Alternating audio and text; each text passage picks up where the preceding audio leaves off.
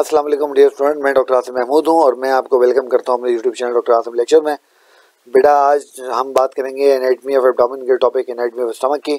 इससे पहले हम एब्डोमिनल मसल्स जो हैं उनकी बात कर चुके हैं, एब्डोमिनल वॉल की बात हम लोग कर चुके हैं, साथ ही साथ जो एब्डोमिनल इसोफेगस है उसकी बात हम कर चुके हैं। इस वीडियो में जब ये वीडियो आप देख रहे होंगे तो ऊपर एनाटमी ऑफ एब्डोमिनल वॉल का लिंक, एनाटमी ऑफ इसोफेगस का लिंक आपको नज़र आ रहा होगा, काइंडली उसको देखिएगा। सबसे पहली चीज़ जो हम देखते हैं बेटा स्टमक में, वो हम ये देखते हैं कि स्टमक की हमारे एब्डोमिनल पोजीशन क्या है। एक तो ये चीज़ आप नोट करें कि जो स्टमक है इट्स रफली अ जे शेप्ड ऑर्गन। तो ये आप देख रहे हैं जैसे ये जे बना होता है, इस तरीके से इट्स रफली जे शेप्ड ऑर्गन, जैसे कि आपको क्लियर नज़र आ रहा है। और उसके साथ साथ जब आप देखते हैं तो आपको एक और चीज़ नज़र आ रही है कि इसके ऊपर इसोफेगस है इस जगह पर, और इसके आगे इस जगह पर इंटेस्टाइन है। नाउ इंटेस्टाइन का और इसोफेगस का डायमीटर बहुत कम है, जबकि स्टमक का डायमीटर बहुत बड़ा है। तो stomach is the most dilated part of our digestive system, ये बात हमने याद रखनी है, ठीक है। उसके साथ जब हम देखते हैं तो हमें पता लगता है कि ये ऊपर से इसोफेगस से और नीचे से स्मॉल इंटेस्टाइन के पार्ट ड्यूडेनम से जो है वो जुड़ा हुआ है, ठीक है। जब हम इसको देखते हैं तो हमें पता लगता है कि हमारे एब्डोमेन में हमारा स्टमक जो एरिया ऑक्यूपाई कर रहा है, तो यहाँ पर आप देख रहे हैं ये इसने एपिगैस्ट्रिक रीजन को इसने ऑक्यूपाई किया हुआ है। थोड़ा सा ये जो लेफ्ट हाइपोकॉन्ड्रिक जो रीजन होता है उसको इसने ऑक्यूपाई किया होता है, और थोड़ा सा यहाँ पर ये अम्बिलिकल रीजन को भी जो ऑक्यूपाई कर रहा होता है। अगर हम इसको देखने की कोशिश करें डायग्राम के जरिए कि ये एब्डोमेन में हमें एग्जैक्ट क्या नज़र आएगा, क्योंकि ये तो हम एब्डोमिनल कैविटी देख रहे हैं, तो ये हमें इस तरह से नज़र आएगा। ये देखिए, अब यहाँ पर आपको क्लियर नज़र आ रहा है कि ये एपिगैस्ट्रिक रीजन है, तो ये एपिगैस्ट्रिक साइड पर भी हमें नज़र आ रहा है। ये लेफ्ट हाइपोकॉन्ड्रिक रीजन है, तो लेफ्ट हाइपोकॉन्ड्रिक रीजन में भी हमें नज़र आ रहा है। और ये हमारा अम्बिलिकल रीजन है, तो ये अम्बिलिकल रीजन में भी हमें नज़र आ रहा है। और यहाँ पर आपको उसकी जे शेप जो है वो नज़र भी आ रही है। अब ये जितने पॉइंट भी मैं आपसे डिस्कस कर रहा हूँ ये सारे मैंने बुलेट पॉइंट की सूरत में यहाँ पे लिख दिए। तो जो हमारा तरीका है पढ़ने का वैसे ही हम इसको फॉलो करेंगे। मैं आपको समझाता जाऊँगा डायग्राम पे, नोट्स की स्लाइड आपके सामने रोक दूंगा। यहाँ से आप चाहें तो इसके नोट्स बनाइए, चाहे तो उसका स्क्रीनशॉट ले लीजिए, तो वो आपके नोट्स बनते जाएंगे साथ साथ, ठीक है, ओके। अच्छा, अब ये तो हमने एब्डोमेन की पोजीशन देख ली। अब जब हम एब्डोमेन के पार्ट को देखते हैं तो हमें पता लगता है कि हमारा जो एब्डोमेन है उसके 4 फंडामेंटल पार्ट होते हैं, और वो चारों फंडामेंटल पार्ट हमें यहाँ पर नज़र आ रहे हैं। सबसे पहला जो पार्ट आप देखते हैं वो ये कि जिस जगह पर इसोफेगस आके स्टमक से मिलती है, now that particular point is called the cardia of stomach, तो इसको हम कार्डिया ऑफ स्टमक बोलते हैं। अच्छा, कार्डिया बोलने की एक वजह ये भी है कि ये पार्ट जो है lies closely in relation to our heart. तो हमारे पास यहाँ पर डायफ्राम होगा, तो डायफ्राम के ऊपर हमारे पास जो है यहाँ पर हार्ट मौजूद होता है। इस जगह पर डायफ्राम के ऊपर हमारे पास यहाँ पर हार्ट मौजूद होता है, और डायफ्राम के नीचे हमारे पास इस जगह पर जो है वो स्टमक का जो है वो कार्डियक पोर्शन जो है मौजूद होता है।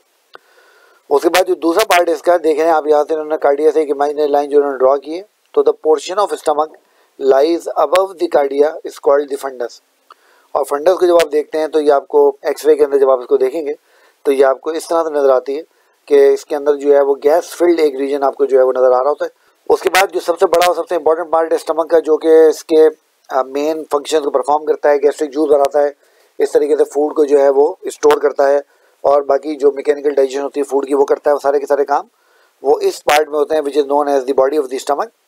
तो ये बॉडी ऑफ द स्टमक है।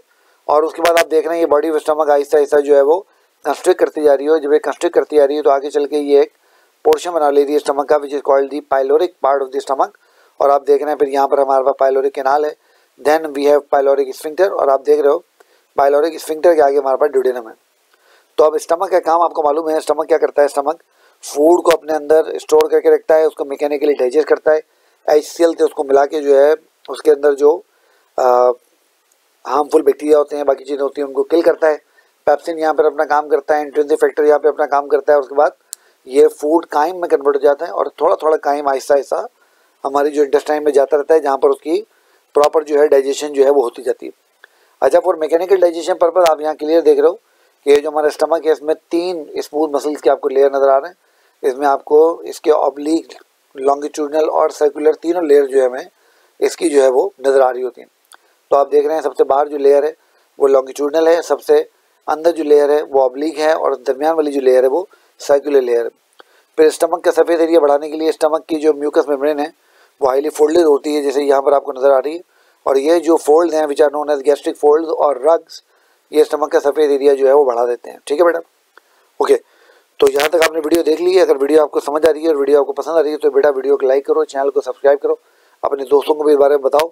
और मेरा और आपका झगड़ा सिर्फ इसी बात पे है कि आप चैनल को सब्सक्राइब किए बगैर वीडियो देखते हो। चैनल सब्सक्राइब कर लिया करो यार, इतने पैसे थोड़ी लगते हैं तुम्हारे। चलो आगे चलते हैं। ओके, अब स्टमक में कुछ फीचर्स और भी हमें यहाँ नज़र आ रहे हैं। देखें, एक तो ये कार्डिया हमें यहाँ नज़र आ रहा है, ये हमें फंडस यहाँ पे नज़र आ रही है। इस तरीके से ये इसकी बॉडी है और ये इसका पाइलोरस है, तो यहाँ पे इन्होंने इसको मेंशन भी किया हुआ है। इसके साथ ही अंदर आपको देख रहे हैं, आपको इसके रग्स भी जो है वो नज़र आ रहे हैं। तो देखें, गैस्ट्रिक फोल्ड या रग्स इन्होंने यहाँ लिखा हुआ है। अच्छा, अब स्टमक में कुछ चीज़ें और भी होती हैं जो कि आपको ध्यान में रखनी है। सबसे पहले तो आप देख रहे हैं कि ये जो स्टमक का फंडस है, फंडस से स्टमक की बॉडी और बॉडी से होते हुए पाइलोरस की तरफ एक कर्व सा स्टमक बना रहा है और ये बहुत बड़ा कर्व है। Now that curve is called the greater curvature, इसको ग्रेटर कर्वेचर बोलते हैं। यहाँ इन्होंने उसको मेंशन भी किया, आप देख सकते हो। इसी तरीके से आप देख रहे हो इसोफेगस की ओपनिंग से लेके ड्यूडेनम तक, ये यहाँ पर एक ग्रेटर कर्वेचर के अपोजिट साइड पे एक और कर्व है जो कि ग्रेटर कर्वेचर से छोटा है। तो ये जो कर्वेचर है इसको जो है वो लेजर कर्वेचर कहा जाता है। अब आपने ध्यान में रखना है कि जो ग्रेटर कर्वेचर है उससे जनाब अली हमारा ग्रेटर ओवेंटम जो है वो अटैच होता है। मैं भी आपको इसकी डायग्राम दिखाता हूँ। और साथ में गैस्ट्रोस्प्लेनिक लिगामेंट भी जो है यहाँ से अटैच होता है। इस तरीके से जो लेसर कर्वेचर होता है वहाँ से हमारे पास लेसर ओवेंटम जो होता है एब्डोमेन का, वो अटैच हुआ होता है।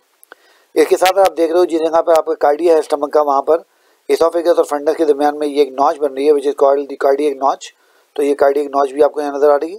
और इसी तरीके से जिस जगह पर आपका जो बॉडी पाइलोरस में कन्वर्ट हो रही है और ड्यूडेनम में एंटर हो रही है, यहाँ पर भी आपको ये एक डिप्रेशन नज़र आ रही है, एक पिट नज़र आ रही है। और ये जो डिप्रेशन है, ये जो पिट है, इसको इंसिस्यूरा एंगुलरिस या एंगुलर इंसिस्यूरी भी जो है वो बोलते हैं। ठीक है, तो ये बात आपने ध्यान में रखनी है।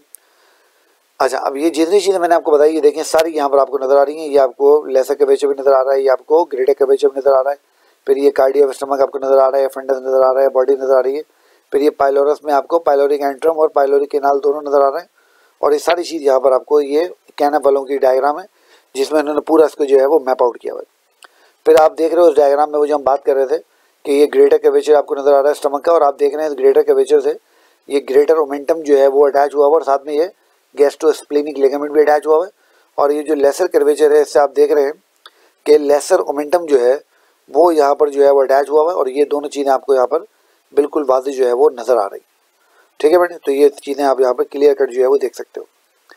अब यहाँ तक वीडियो को रोको, इसको अच्छी तरह से देखो। इसमें कुछ समझ में नहीं आया है तो कमेंट में जाओ, कमेंट में जाके अपना क्वेश्चन टाइप करो। आपको पता है मैं हर सवाल का जवाब जो है आपको खुद देता हूँ। इसके साथ साथ आप क्या करो, इसके साथ साथ आपने वीडियो अब तक लाइक नहीं की तो वीडियो को लाइक करो, चैनल को सब्सक्राइब करो, अपने दोस्तों को इसके बारे में बताओ। अब जब मैं स्टमक की ब्लड सप्लाई को देखता हूँ तो मेरे पास स्टमक की ब्लड सप्लाई बहुत सारी आर्टरी से जो आ रही होती है, क्योंकि stomach is quite an important organ. तो ये डाइजेस्टिव सिस्टम के जो चंद बहुत इंपॉर्टेंट ऑर्गन थे उनमें से एक है। तो आप देखते हैं ये लेफ्ट गैस्ट्रिक आर्टरी ये यहाँ पर आपको नज़र आ रही है, ये इसको जो है वो ब्लड सप्लाई दे रही है। इसी तरीके से ये राइट गैस्ट्रिक आर्टरी भी आपको यहाँ नज़र आ रही है, ये इसको जो है ब्लड सप्लाई दे रही है। इस तरह यहाँ बहुत सारी आपको ये शॉर्ट गैस्ट्रिक आर्टरी यहाँ नज़र आ रही हैं जो कि आपको ब्लड सप्लाई दे रही हैं। इस तरीके से आपके पास लेफ्ट गैस्ट्रो इपोप्लॉइक जो है वो आर्टरी जो है वो भी आपको यहाँ नज़र आ रही है, और जो राइट गैस्ट्रो एपिप्लॉइक जो आर्टरी है वो दोनों जो है वो आपको यहाँ पर जो है वो नज़र आ रही हैं। ठीक है, तो इस तरीके से ये आपको स्टमक की जो है पूरी की पूरी जो है ब्लड सप्लाई है वो यहाँ पर बिल्कुल वाज़ेह नज़र आ रही है। देखें यहाँ पर ये आपको ये राइट गैस्ट्रो एपिप्लॉइक आर्टरी, ये लेफ्ट गैस्ट्रो एपिप्लॉइक आर्टरी, इस तरीके से ये शॉर्ट गैस्ट्रिक आर्टरी आपको नज़र आ रही है, फिर लेफ्ट गैस्ट्रिक आर्टरी आपको नज़र आ रही है, राइट गैस्ट्रिक आर्टरी आपको नज़र आ रही है। और ये सारी की सारी आर्टरी जो है वो स्टमक की जो है वो ब्लड सप्लाई में कंट्रीब्यूट करती हैं। ठीक है, और ये सारी की सारी आप देख रहे हो डायरेक्टली या इनडायरेक्टली इनकी एओर्टा की जो है वो ब्रांचेज हैं। बेसिकली डायरेक्ट एओर्टा से तो नहीं आती, ये सीलियक आर्टरी से और हेपेटिक आर्टरी से और बाकी जगहों से ये आती हैं। ठीक है बेटा, अब ये जितनी चीज़ें मैंने आपको बताई हैं सारी मैंने यहाँ पर लिख दी हैं जैसे कि आप देख सकते हो। और उससे पहले वो जो हमने ग्रेटर कर्वेचर लेसर कर्वेचर वाली बात की थी वो भी सारे पिन पॉइंट बुलेट पॉइंट की सूरत में मैंने यहाँ पे लिख दी है, वो सारे आप यहाँ से जो है वो देख सकते हैं। ठीक है बेटा, अब यहाँ तक वीडियो को पॉज करें, कुछ सवाल है तो कमेंट में जाके टाइप करें, वीडियो को लाइक करें, चैनल को सब्सक्राइब करें। ठीक बेटा, ओके।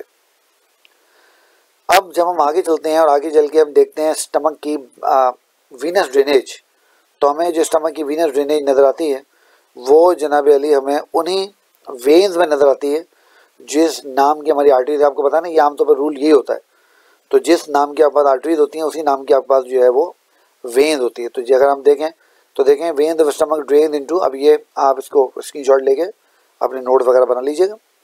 तो देखें वो कहाँ ड्रेन हो रही है। तो इस डायग्राम में हम उसको फॉलो कर लेते हैं। तो देखें लेफ्ट और राइट गैस्ट्रिक वेन हमें यहाँ नज़र आ रही है। राइट गैस्ट्रिक वेन है, लेफ्ट गैस्ट्रिक वेन है, और ये पोर्टल वेन के अंदर जाके जो है ड्रेन कर रही है। आपके लिए करेक्ट जो है देख सकते हो। इस तरीके से शॉर्ट गैस्ट्रिक वेन आपको नज़र आ रही है और ये भी पोर्टल सर्कुलेशन में जा रही है। इस तरीके से लेफ्ट गैस्ट्रो एपिप्लॉइक और राइट गैस्ट्रो एपिप्लॉइक, ये लेफ्ट गैस्ट्रो एपिप्लॉइक और राइट गैस्ट्रो एपिप्लॉइक आर्टरी आपको वेसल्स आपको नज़र आ रही है, वेन्स। और ये भी आप देख रहे हो स्प्लेनिक वेन के अंदर जाके जो है वो left gastro epiploic when drain हो रही है, और जो राइट गैस्ट्रो एपिप्लॉइक वेन है वो आप देख रहे हो सुपीरियर मेसेंटेरिक वेन के अंदर जा के यहाँ पर जो है वो ड्रेन कर रही है। ठीक है बेटा। अच्छा, ये मैंने इसके पॉइंट सारे यहाँ पे लिख भी दिए, आप यहाँ से देख भी सकते हैं। अब अगर हम स्टमक की लिम्फेटिक ड्रेनेज और ब्लड सप्लाई की बात करें तो स्टमक की बेटा ये लिम्फेटिक ड्रेनेज और ब्लड सप्लाई की पॉइंट मैंने यहाँ लिख दी, ये आप इसके देख सकते हैं। नर्व सप्लाई मैंने यहाँ लिख दी। तो आप यहाँ पे क्लियर कर देख सकते हो कि ये जो राइट और लेफ्ट जो गैस्ट्रिक नोड्स हैं, ये आपको नज़र आ रही हैं, लेफ्ट गैस्ट्रिक नोड्स हैं, राइट गैस्ट्रिक नोड्स हैं, ये यहाँ पर ड्रेन करता है। उसके साथ साथ आप पास जो गैस्ट्रो एपिप्लॉइक नोड्स हैं, जैसे आपको यहाँ पर ये गैस्ट्रो एपिप्लॉइक नोड्स राइट और लेफ्ट नज़र आ रही हैं, ये यहाँ पर जाके जो है वो ड्रेन हो रहा है। साथ में ये शॉर्ट गैस्ट्रिक नोड्स के अंदर भी ड्रेन कर रहा है। तो देखें जिस नाम की आर्टरी उसी नाम की वेन उसी नाम की जो है लिम्फ नोड्स। तो ये आपके लिए समझना जो है बड़ा आसान हो जाएगा।